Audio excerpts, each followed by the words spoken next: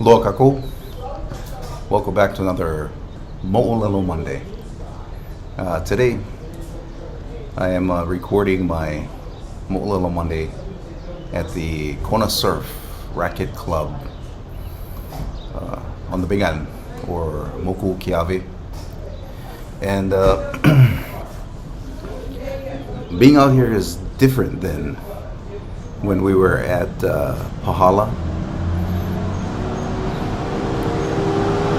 Wait for this car to pass. So, like I was saying, being out here in Kona is much different than being out in Pahala, closer to Punalu'u side. It's a lot, even though it's closer to where it's busy, it's a lot calmer. Because while we were, if you didn't watch last Mo'olelo Monday,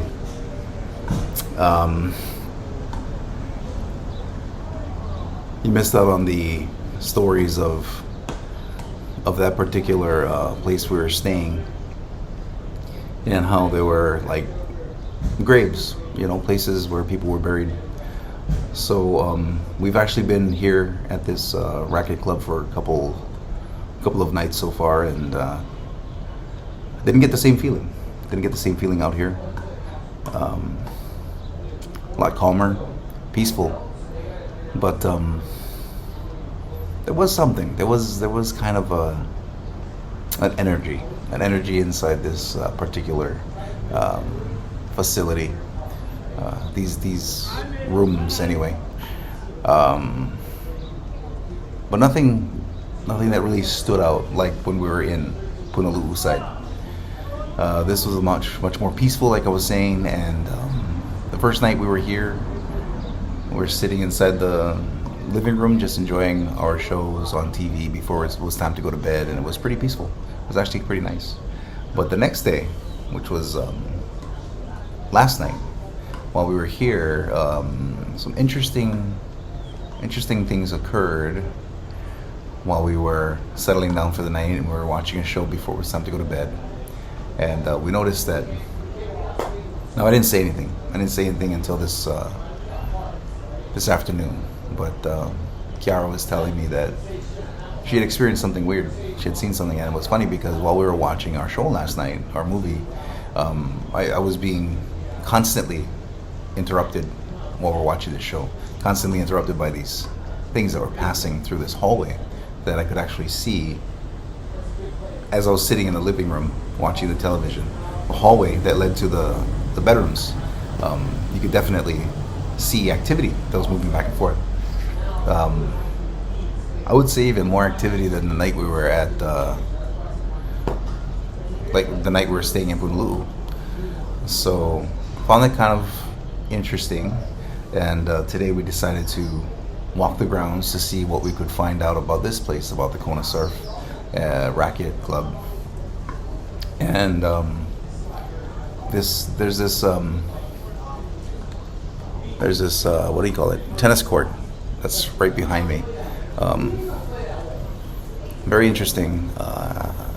So anyway, I'll get back to the tennis court, but basically as we were walking the facility, we found a hail located towards the east side of the facilities, and the name of the hail is Inikivai. And apparently that hail has a ku'ula stone located on the very top, and a sacred stone that was put there by the people that used to fish in these areas. And so this area used to be a very popular place for fishing, which is really cool, hot spot. And it's also was home to Ali'i Nui, yeah. So Umi Aliloa and Kamehameha the First, actually, they used to reside in this area there where this tennis court is. Getting back to the tennis court, that used to be the common area, and more towards the east here, if you guys can see, we got all this lava rock. Those formations is the Lono Imakahiki residence. So that's where the Ali'i used to stay, used to live. And in front, like I was saying, this common area here is was a place where there were performances like hula and whatnot. And now it's all covered by this tennis court. And then beside it, there's a barbecue area with a pool behind it. And next to the pool, there's the halemua, where the kane would sleep and rest. So this entire area back here was a housing, and but now it's used as more of a kind of like a resort for people who can afford to stay here. But yeah, it's residence for other people, foreign and I believe local. But it's a nice place. It's quiet, and one of the cool things I noticed about so getting back to the energy that we were experiencing last night and how calm it was. Going back over to the Hale, that's a quarter mile that way. It's actually pretty calm, and it's a peaceful fishing altar. So it's a Hale that's used for fishing. It wasn't turned into a sacrificial blood altar or heiau, a luakini heiau. So the area, yeah, it's pretty chill down here. But it kind of made me think about how these heiaus had changed from heiaus that were created to protect or to provide for the people, and changed into sacrificial heiau to promote winning wars. So I find it interesting. I find it very interesting that the remains, the blood, the power of human blood, the koko, as well as the remains of humans, like their bones, hair, nails, all of these things were very important to the culture of us as a people, because it held the mana of the person, yeah, blood especially, but everything else, the remains of the body, the bones especially, too, because it stays even longer. Yeah, the blood will evaporate the liquids, and the blood will turn into powder, and it's indiscernible from the ground you walk on. But when you see the remains of the bones, it's easy to see, right? So since our body has mana, and because this mana is transferred through our bones and our blood and our breath and just our aura. Yep. Another car passing.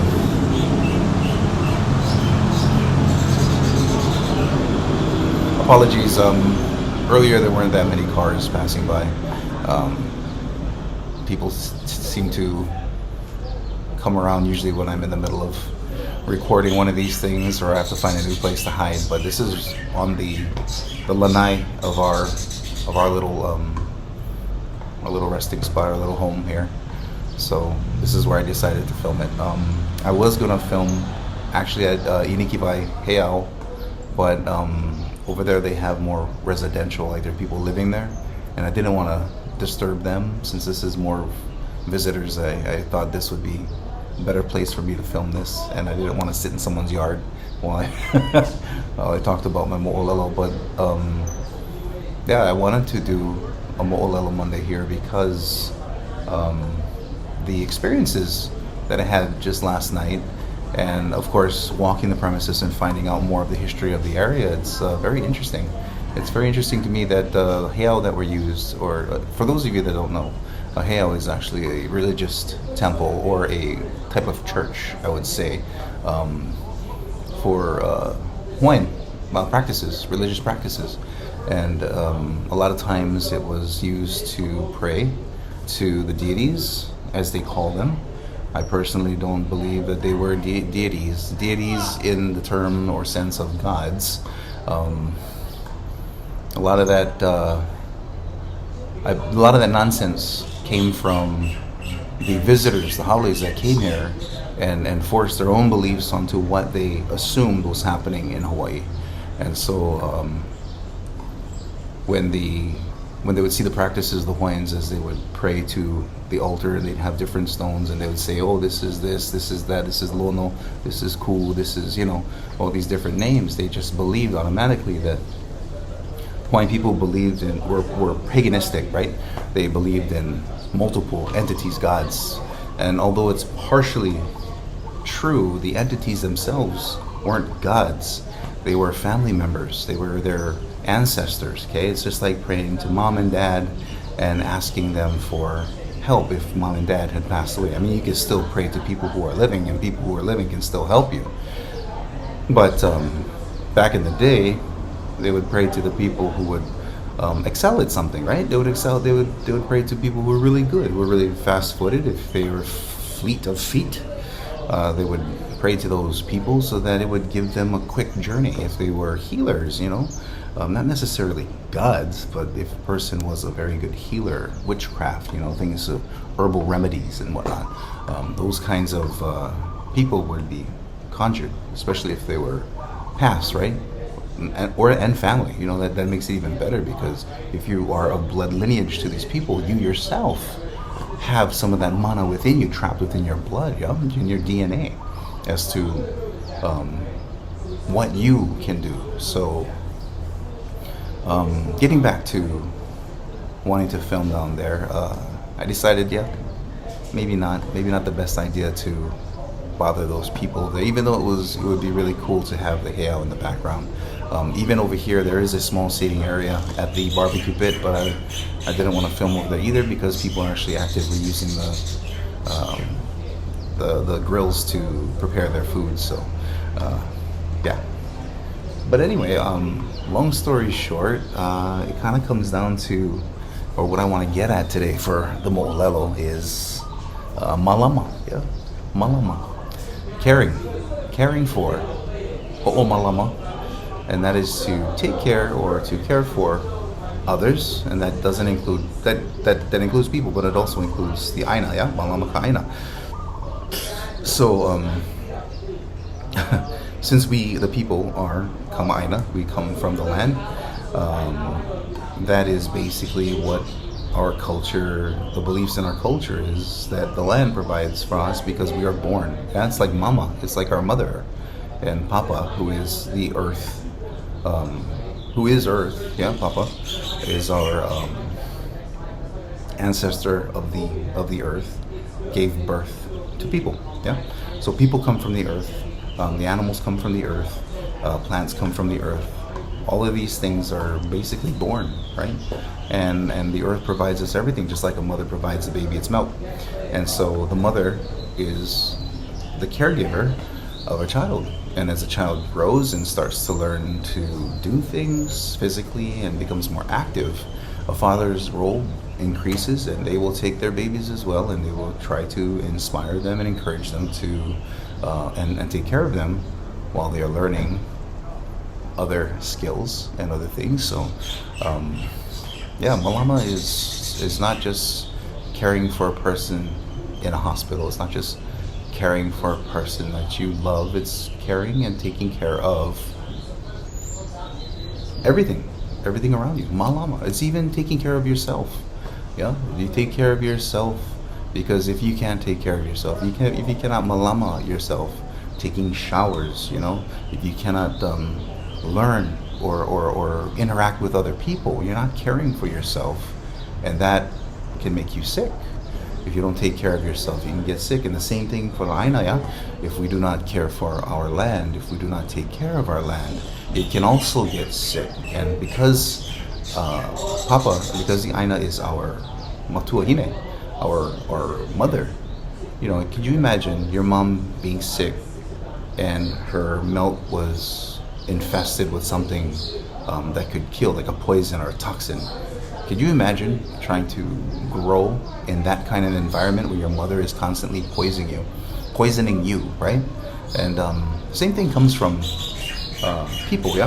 People have their own, others around you have their own idea of what is right and what is wrong and what they want in life. And sometimes people will not malama, and people will try to take whatever it is that they want in life, and everything around them becomes kind of toxic. So if you are looking for malama, if you are looking for something to care for you, it's best to surround yourself with people that aren't toxic or poisonous to you, right? And also that includes your surroundings. So like last Mo'olelo Monday, when I was surrounded by those what it feels like bodies that were buried in the ground, it it didn't feel right. It felt like a drowned out, sad, angry kind of energy that was there. And this is much different. This area has a much different energy coming off of it. But I mean, like those people that are buried there in Punaluu, with that resort or that place where they built that hotel, it's just a place of suffering for those that are trying to rest there. So, and they're trying to make it known. They're actually letting the people who are sensitive know that it's not right. Okay, they're not taking care. They're not supporting the purpose of that area. And unfortunately, because of how things are today, with I don't want to get into it, but because of things that are happening today, nobody really cares. There's no malama anymore. Nobody cares if there are bodies buried in the aina over here behind us, and nobody cares, right? And it's all because cash, right? It's all because of money. It's all because of power. It's all because of what other people want, and to increase making themselves feel better, rather than being about trying to support and take care of us as a people to continue, right? To imur. And unfortunately, when you have a group of people who are raising or supposed to be taking care of something and they're not, it just turns to pu. It just turns to kukai, right? Kaka. And how do you, what are you doing? Like, okay, so you live your life, you have abundance, you have money up the butt, you have people to wait on you hand and foot and mouth, and you leave it to your kids, and you're like, well, it's that poop that I just left on the lawn, that's for them to clean up. And then these kids grow up and they're all like, well, I mean, I don't want to touch that, so I'm just going to create my own pile of poop here. Then their kids grow up, I'm going to leave my poop over here, and then the poop is all over the place, and then nobody's taking care of anything, and all of a sudden you're just left in a world of poop. So to me, that's pretty unfortunate. But anyway, yeah, I just wanted to kind of talk about malama, and that just means taking care. Yeah, taking care. And that's why the reason why I decided to do malama is because of this hail here, this inikiwa hail. It was meant to encourage and to inspire and to bring abundance to the people that would go fishing out here. The people would pray to this ku'ula stone, and ask for the assistance so that they could take care of their families. Yeah, hey, take care of us, we take care of you, we take care of our families. Everything is just a circle of caring, and so that's a wonderful thing. And like I said, closer to the city in Kona, and you would think that this place was going to be a little bit more upset, but because of the type of history this place has, it's much calmer, which I think is great. I mean, it still has mana, it still has energy flowing around this place, so there's stuff going on here. It's just it's not as aggressive as it was when we were staying in Punaluu. Yeah. So yeah, I mean, it all comes down to malama. Now I remember, I don't think I actually told the story, but there was a Punaluu Black Sand Beach was, like I was saying, was down about a minute drive from that last place that we're staying at. And there was a story. Okay, there was this placard that was next to the what is it called? Not rec center, the pavilion. Yeah, and it spoke about a legend legend of the child of Honuea and Honu Po'okea. Okay, Honu Po'okea was the mother, and Honuea was the father. And these two came together and they started a family. And you know, as sea turtles do, so Honu means sea turtle, green sea turtle. As Honus do, green sea turtles, they'll come upon land and they'll create a nest and lay their eggs.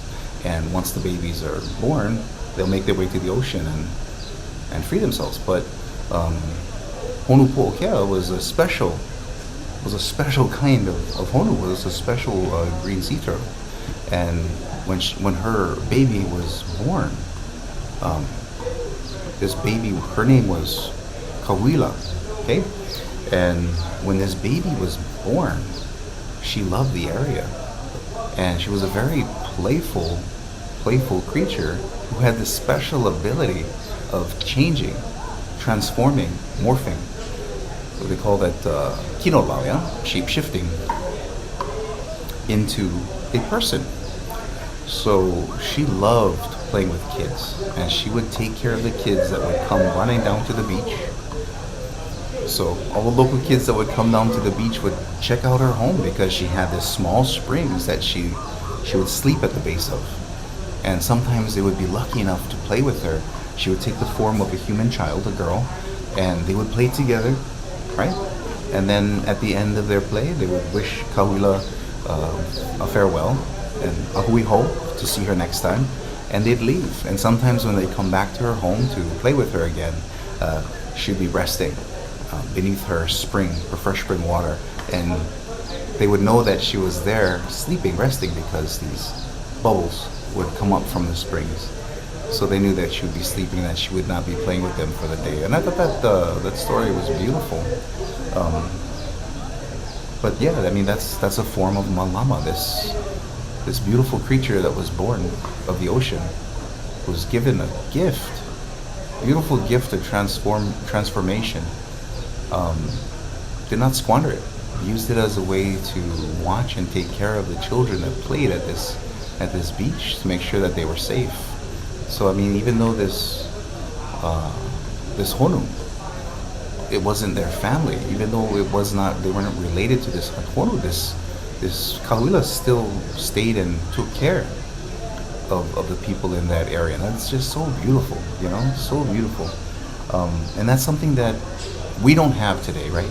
Because now when you look at the black sand beach, we have this big lava rock wall that's creating this basically like caution tape, yeah, this yellow tape around, like when police investigation site where there was a crime or murder.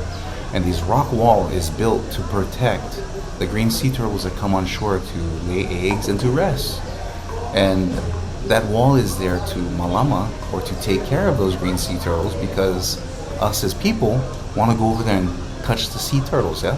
We want to go over there, cause pilikia, and mess around with them. It's like, well, they're just animals. They're just stupid animals. Why can't I touch them? Why can't I play with them? It's because we, as we grow, forget to pass down the knowledge of our ancestors, of our family, to our keiki, to our children. We forget to pass down that we need to malama, but instead everybody want the money, they want the green, they want the greedy, they want cash, right? And why is that? It's because we are kind of forced to do things that we don't want to do. We'd rather spend time with our family. We'd rather spend time on the beach. We'd rather spend time fishing or cooking or building or creating something. But we can't. Why?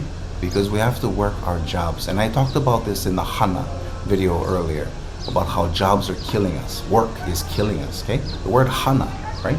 It's translated in English as to do, to work, to have a job. But Hana is taken from the word Ha. And what is Ha? Ha is breath, it's breathing. So when Hawaiians ask, they don't say, oh, what kind of job you get? What is your career? They don't ask that. This is, what is your purpose of breathing? Why do you wake up in the morning every day? Why do you continue to take up space in the world? Why do you continue to consume? Why do you continue? Why are you so special that you get to continue to breathe, continue to take in water, continue to take in food, sustenance, yeah? What is your ha? What is your breath? Hana. Why do you breathe? And a lot of people forget why they breathe. You know, some people it's family. Some women, some men. Oh, I just want to have kids. I just want to bring up kids. I love kids. And so there's a job. There's a work for stuff like that. You know, a career, taking care of children. Yeah, daycare, things like that. That's beautiful. If your purpose of breathing is playing tennis, you can be a tennis star. I mean, that's a possibility in today's world, right? But so many people have taken jobs that it's just for the money that they lose sight of why they breathe. What is the purpose of your breath? It's gone. Why is that? Because they're so busy trying to get the green. Why are they trying to get the green? It's because they're trying to survive in this world. People are trying to make money so that they can live. And a lot of people cannot. A lot of people working 9 to 5 and then plus, yeah, before it used to be I worked my 9 to 5. I'm trying to support and protect my family, right? Provide for my babies, provide for my wife. And then all of a sudden it became, oh, now me and the missus, we working both 9 to 5s so that we can provide for our family, so we can make it. And then it's like not enough money. Now all of a sudden it's like, wait, I'm working, my wife working, my dad lost his house, my mom lost his house, or we can't afford a house. So now we gotta live together with our previous generation, right? The person who was malamaing us when we was younger. So now we're gonna move in with them, and they working. My grandparent working, my grandmother working, my grandfather working. I'm working. I'm sorry. My mother working, my father working, I'm working, my wife working. All trying to provide for one family, malama one family, right? And that, you think that's gonna last forever? No, because they're gonna get old, right? And then now the keiki are growing up, they want to do stuff. They have dreams, big aspirations, because why? They were fed in schools that they can do anything. You can do anything. You can work for anybody that you feel like you want to work for. Right? And then those kids end up working. They want to make a savings, but they cannot. Because cars, right? Expensive to upkeep, expensive for the insurance. People start cutting corners, right? No more insurance. Right? Can't afford it. Driving around without safety check. Driving around without registration. Illegal now. Right? People cutting corners to save money so that they can actually make it by paying their rent or paying their mortgage and being able to eat. You're going to put gas in your car today, or you're going to put food in your kid's mouth today? You know, I mean, it comes down to that, right? So what is the issue here? Like, why are things getting worse for the land of the free? Why are things getting worse? You know, a lot of people that are already making it, yeah? A lot of people that already got the silver spoon. They're gonna say, well, it's not my fault. It's not my problem. You guys should have figured this shit out. Excuse my language. Excuse my French. But you guys should have figured this stuff out. It's not our problem. You guys need to cope with it. And it's like, okay, that's cool. But when you are also kept from doing certain things because of your beliefs and who you are, maybe you don't have the same beliefs as somebody else. Maybe you like other kinds of people, right? Maybe your skin is of a different tone. These things all come into play when it comes to finding work, because other people are going to get preference before other people get preference, which is why they had this thing called the DEI or whatever the hell that thing is, so that it becomes more fair for those that are looking for work, right? Because everybody wants to get a cut of that money so that they can take care or malama their family. And so that's what a lot of things were when our culture was here by ourselves in Hawaii, is we were looking for help and malama through the ancestors and the people who had passed on. Not just them, but also, family and whatnot that were still alive. They would also get the prayers too, But no, we became savage and barbaric because we're paganistic. We don't believe in God. We do believe in God, always have believed in God. But the funny thing is, for the people in Hawaii, they didn't feel they had the right to speak directly to the man himself. So they would veil their prayers towards their ancestors, so they can send them up to the Almighty. Kind of funny, right? It's like we get blasted for being pagans because we're sending up our prayers through family, right? Lono, Ku, Kanaloa, Kane. These are actual people that were here. They're not gods. They never were. They were just people that had special gifts. Everyone gets special gifts too. I don't know. We all get special gifts, right? But these people had something special about them. And because they were special, they says, hey, I could use your help right now, right? I could use your strength. I could use your intelligence. I could use your heart to think about how to solve these problems that I have today. Help me, malama, care for me, right? We didn't think that we had the ability to talk to the Lord above because it was taboo, it was kapu. And it's so funny because I was raised Catholic and I see the parallels in Catholicism. Our priests tell us, say a prayer to Saint Damien, say a prayer to Saint Teresa, say a prayer to, all these different saints. I'm like, wow, this kind of sounds like paganism, no? I mean, yeah, we have God. We have His Son, Jesus. We have the Holy Spirit, the Holy Trinity, right? But then we're praying to these saints who are people. Yeah? Father Damien helped the people in Kalau Papa that had leprosy, right? Losing their digits, losing parts of their body, falling apart. He stayed there, sacrificed himself to take care of those people, became a saint. And now we say prayers to Father Damien when people get sick, right? To help us alleviate pain, fear from being sick. It's like, if another race of people or aliens came down from the sky and they saw us praying to this box man in front of the state capitol on Oahu, they're going to think that we paganistic. Oh, look at these guys, they're praying to the kind, this box man with no arms and legs, instead of praying to the one God, the one true God. It's kind of weird, yeah? Just people just show up and automatically they think, oh, this house is mine, this land is mine, these people, they work for me, everything is mine. Did they ever take care of any of these people? No. They left all their problems for these people to solve. Yeah. We just went to the Lanai recently when visit family, go hang out over there, and was telling us about all the, how it's the pineapple island, right? And that's another thing that irritates me too. Oh, Hawaiian pizza. You throw pineapple on top. Hawaiian pizza. Pineapples aren't even from here, right? And that's a slap in the face, especially since on Lanai, the pineapple island, the reason they call it Hawaiian anything is because pineapples grow year-round in Hawaii, right? So, of course, just like sugarcane, sandalwood, and all these other exports that we had in Hawaii, pineapple became a huge thing, selling out like crazy. Dole pineapple, right? Oh, it's a product of Hawaii, but it's not Hawaiian. So when the pineapple fields would dry up in the Lanai, guess what stuck around in the ground? All the plastics that they left to cover up for all the weeds and stuff would grow to keep it from coming up and making it easier to pick pineapples and to make more money. Yeah, more money more fast. Yeah, no need to spend money on pesticides. No need to take care of the land. Just put plastic all over it. Pick all the pineapples that the pineapple plants pass away. And now we're left with all this plastic all over the island.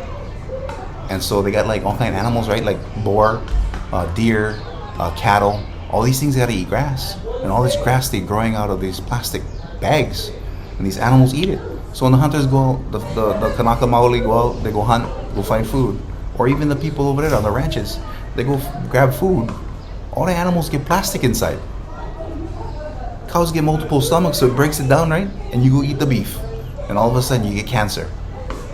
Is that malama kaina, malama kapoe? No, it's not taking care of the land or the people. Well, malama kaholoholona? No. We're not taking care of the animals either. Nothing. There is no malama. And that's so funny that, you'd think that more places in Hawaii would be getting more angry and showing its face energetically because of all the stuff that's going on. I mean, like, oh, why are these spirits upset? Why are these spirits bothering me? Why are these whatever? Why are these weird things happening in my house? It's because you're not taking care, right? I mean, how many times we get called out to the military homes? Military homes was crazy because, these people have a different style of raising their families and talking to each other, and some things rub like the natives the wrong way, because it's not conducive of a lifestyle of people that live together on a small island.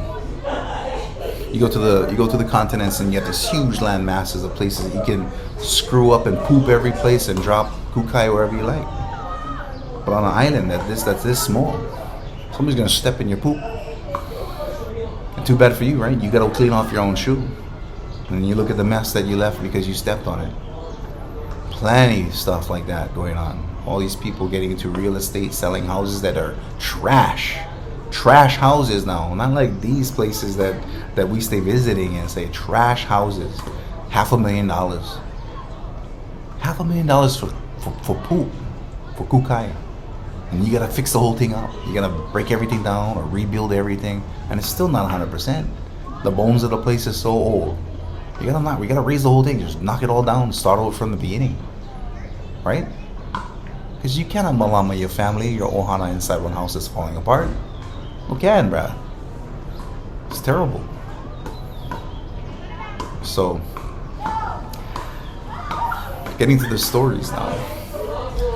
Aumakua, and that's the reason why I started with the whole Aumakua anthology in the first place, is to bring awareness to not just our people, because a lot of our Karaka Maoli, you're forgetting. You guys not learning, right? You guys not getting the information from our past. You guys are lucky. You guys should consider yourself lucky if you get one Haoli Akaka to teach you about things that are good for you from the past. Just good to know knowledge, because you learn how to respect things. You learn how to see things, right? Ike is a very popular value in our culture. It's a very important value. Understanding, and seeing something for what it is.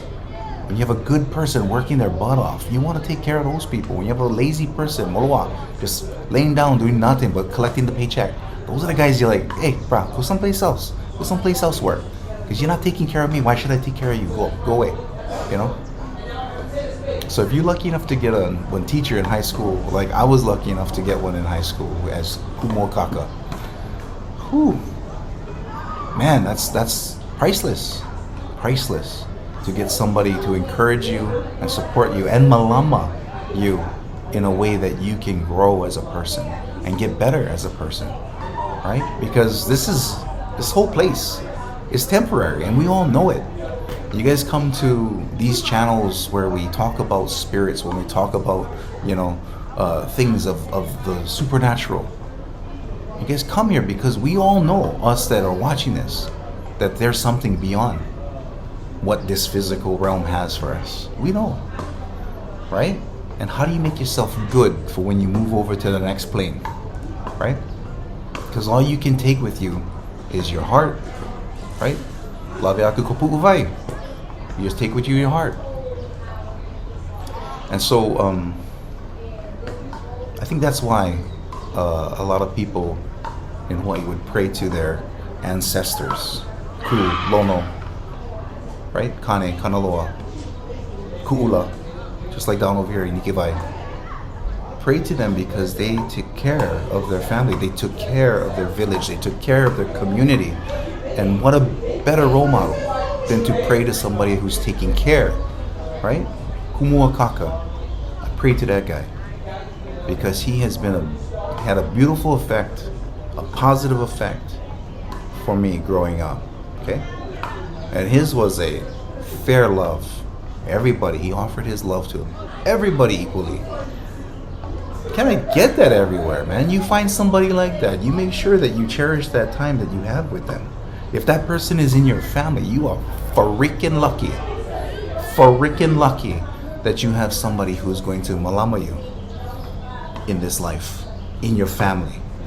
But we don't want to abuse them either too, yeah? We also want to malama them and take care of them when they need it. It's only fair. It's a circle, yeah? Venn diagram, okay? Sometimes we cross, and sometimes they need help, sometimes we need help, right? When we cross paths. And it's only right if they have been helping you to help them back. And even if they've never helped you, if they got a good heart, help them. Because one day they're going to pass on their help to another person. Isn't that beautiful? Malama. And that's what our Aumakua would do. I'm trying to give voice to the Aumakua. I'm trying to push on the fact that they were here to protect not just their families, but the Aina too. Take care of each other. Yeah? The Aumakua were here to also take care of each other. Take the load off of each other's backs so there wasn't too much stress. So, which is why I like to talk about, or my stories that I write are about Aumakua, and I have my Aumakua anthology.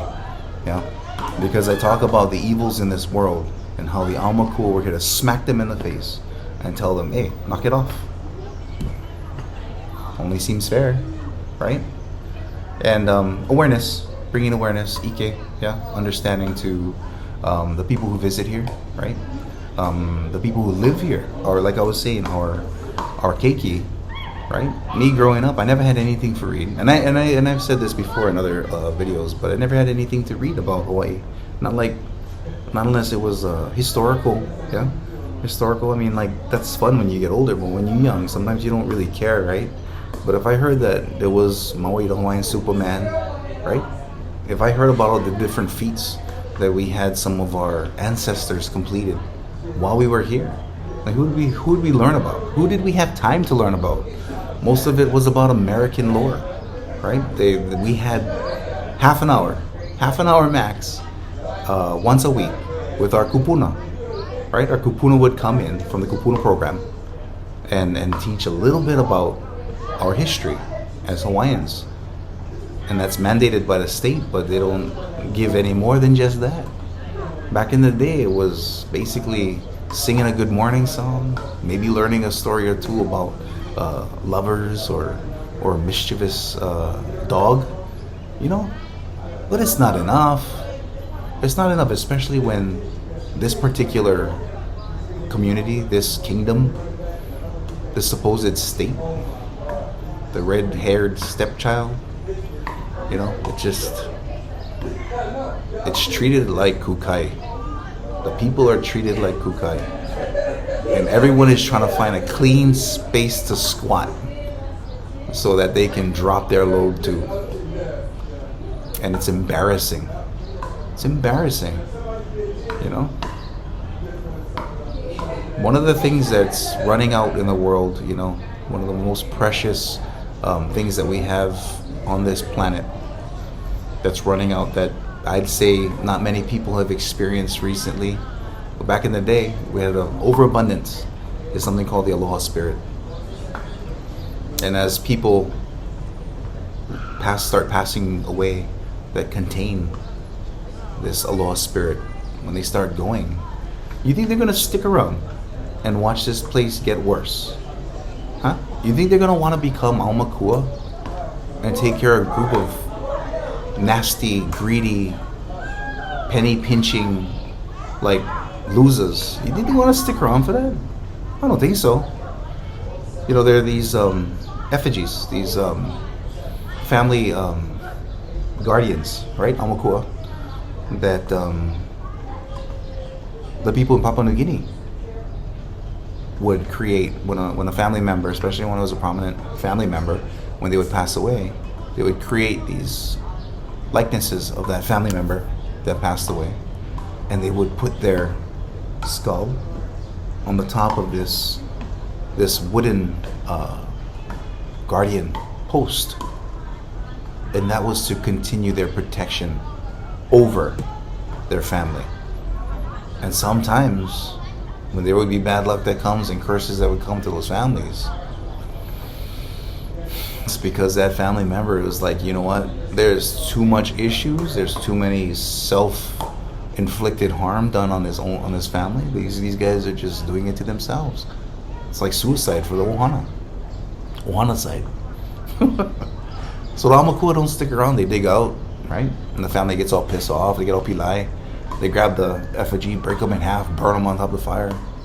Yeah, as a way of showing discontent with their family protector. Yeah, and a lot of times it's like, well, how come I didn't get this assistance? How come I didn't get this help? Well, it's because You yourself aren't taking care of anything that you were supposed to be taking care of. Take care of yourself first. Do not walk down the dark alley in the middle of the night wearing a short skirt, right? And a sports bra. Do not go 120 miles on the H1 freeway. Do not take selfies hanging off of a tall building or a cliffside. Like, common sense ain't so common anymore. I mean, like, why are you tempting? Why are you testing your family protectors? Why are you testing them? It's ridiculous. Don't do things like that. And you know, some people just don't understand that they are testing their aumakua. They don't realize it. So they keep doing, they keep pushing. Hey, some people get freaking, they're lucky again because they get one powerful aumakua on their side, helping them, pulling them out. Oh, the cop turned the head just when they passed, boom, whip by with the radar. They don't see them, they look back. Oh, lucky, right? No, protected. Malama, they're cared for. You think that care is going to continue when this person gets bored of what you're doing?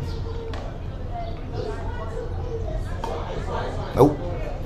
Then all of a sudden the woe is me comes out when you start getting tickets, when you start getting pulled over, get into an accident, multiple accidents. Like, why me? Why me? Why you? Because you acting dumb.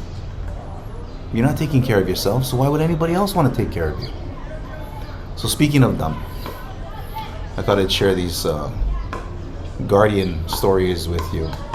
I know I'm getting kind of long-winded with the preaching, but I thought there were some moments in my life that were created to kill me. I really did, truly. One of those instances was when I was driving up the Pali. I was going pretty fast, and this was when I was much younger. I had my first car, little two-door Celica. Love that car. Whipping it up the Pali as you go up to Nu'uanu, you know, sometimes, or a lot of times, it's raining. It's wet. The roads are are very slick. You know, especially when it rains, yeah, it gets very slippery. And I'm going up there pretty quick. Go through the first tunnel real quick, and I see something really weird. Something catches me from, you know, the side of my eye on the tunnel, and I see a shadow coming up, walking up from Kailua. I see the shadow against the side of this tunnel, so I start slowing down because I don't know if it's a car that's blocked inside the tunnel or what, but I start slowing down, and I slow down a lot when I realize that there's this elderly woman walking towards Honolulu barefoot in the rain, walking in this tunnel. And so I'm like, oh man, this not good. I know, right? Take care of your elders, you know. That's how I was raised. And so I slowed down and I started to roll down my window. And as I got closer, you know, I could see this woman more clearly. I got my windshield wipers on, and of course, you know, the mist and whatnot up in Nu'uanu. As I'm getting closer to her, I see she's an older woman, and I look at her feet, and her feet are bare, and they look really like burnt, you know, like she had some massive sunburn that had scabbed over, or as if a person, you know, has kind of like major problems with circulation in their legs. It gets really dark, yeah, it looks sore, dark and crusty, almost like yeah, maybe like it was a burnt steak, I can say. Closest thing is to burnt steak, right?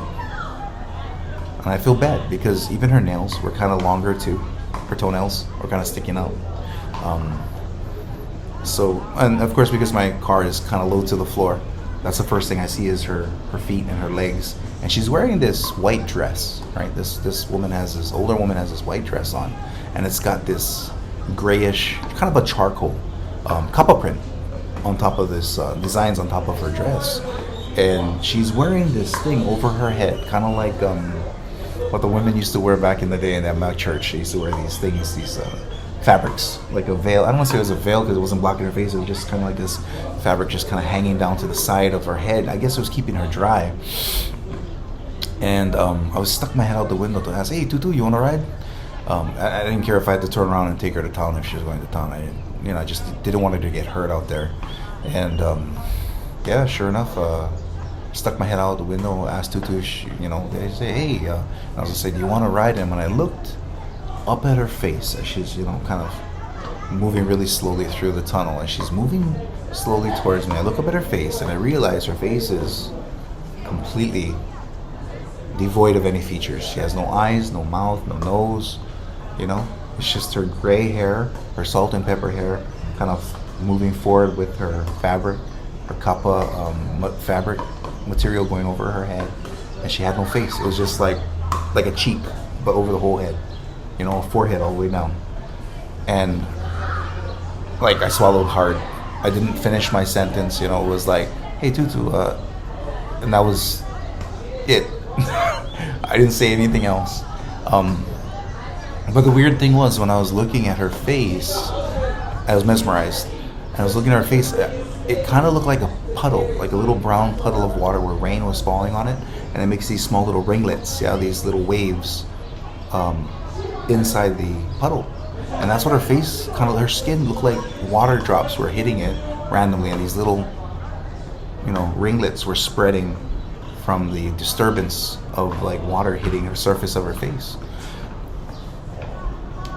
So I thought that was pretty darn cool, actually, but it kind of freaked me out. So I already knew that I was speaking to a person that wasn't really there, that was passed away, or a spirit or something, right? But I kind of freaked out, and so I pulled away, rolled my window back up because now it was pouring on the other side of the tunnel. Rolled my window up, and I made my way down the mountain slower. But as I got to the hairpin turn, that turn that takes you down towards Castle Junction, my car started to lose control, and I started to hydroplane across this moss that was growing on top of the road. And I started to get, after I lost this control, I started to get really close to the railing and the edge of that mountain. And I was like maybe like this close from my rear view, my mirror, whacking the side of that mountain. I saw that thing getting really close to that grass that was growing alongside that mountain. And I finally was able to grip the ground, and I was able to straighten the car and go on my way, continue on my way. But I was thinking to myself all this time, and I was like, oh, I just saw this creature, this ghost, this spirit, this bad omen, this curse tried to kill me. Yeah, I believe this woman was bringer of bad luck at first, and then I started to play it over and over and over in my head, and I'm thinking to myself, wait a minute, she's the reason why I slowed down. She's the reason why I stopped going fast, and I didn't actually flip my car and kill myself on the way home. She was actually a protector, Aumakua.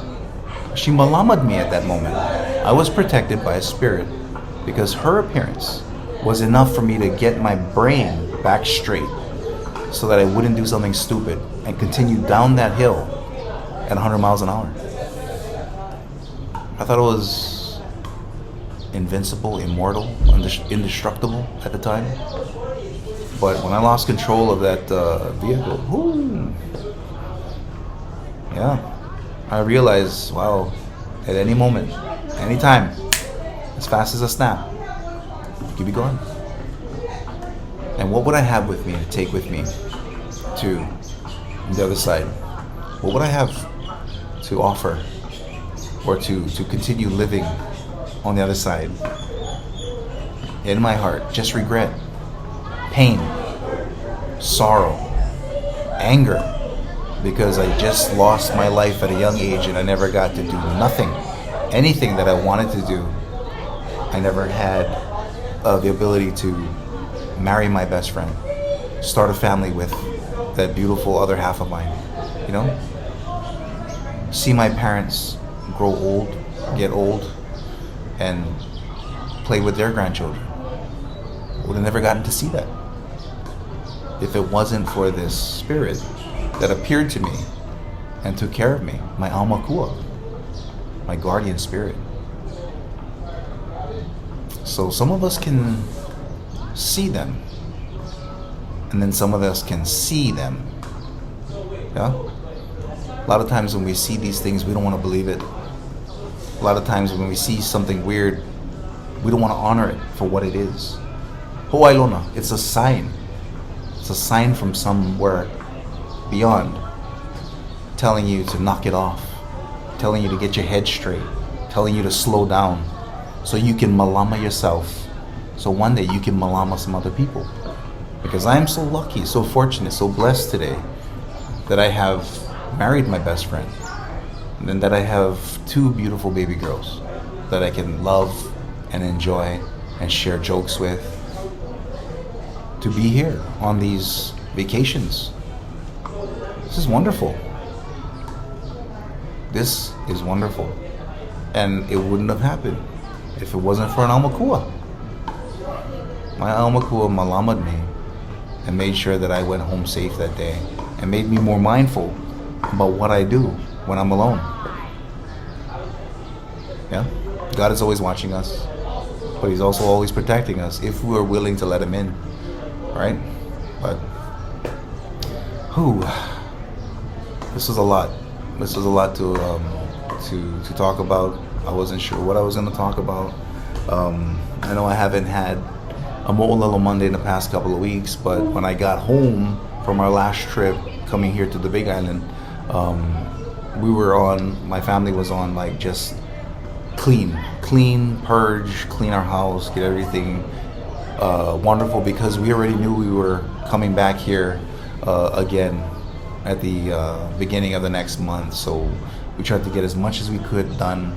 And just like I said about the whole, my yard is overgrowing, turning into weeds and stuff like that, I still haven't had a chance to get to it, because there's just so much stuff on the inside that needs to be purged and cleaned. See how that works?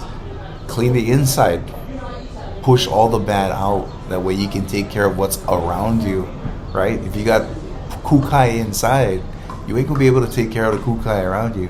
So that's currently where I'm at anyway.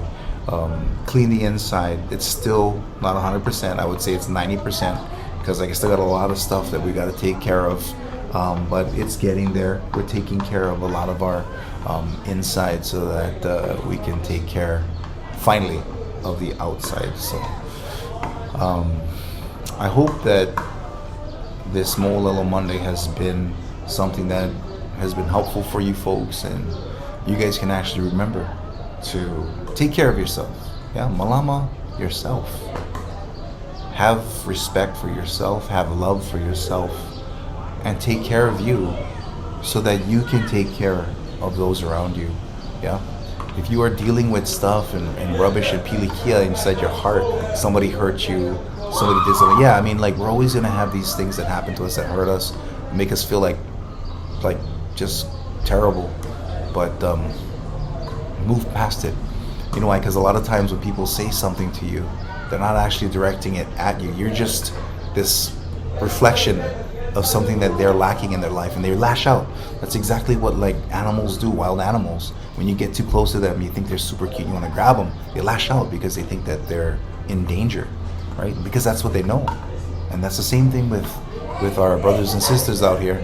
A lot of times, especially in Hawaii, you know, I used to wear this shirt back in the day saying, why is it so hard being Hawaiian in Hawaii?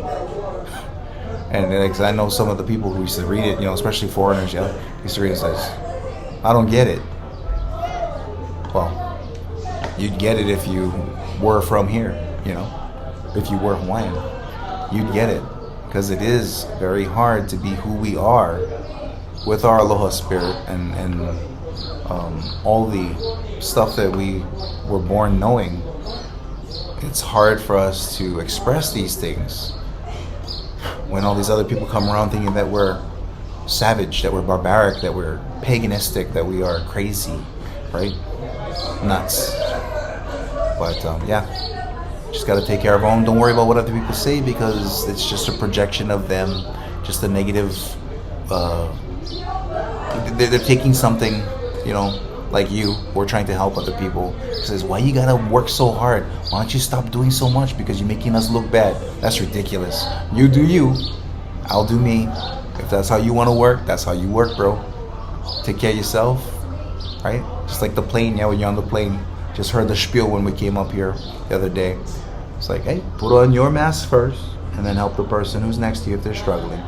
Okay, because if you zonk out, the person next to you is not going to be able to do anything themselves if you're trying to get it on them and it doesn't work, right? You just became more of a liability.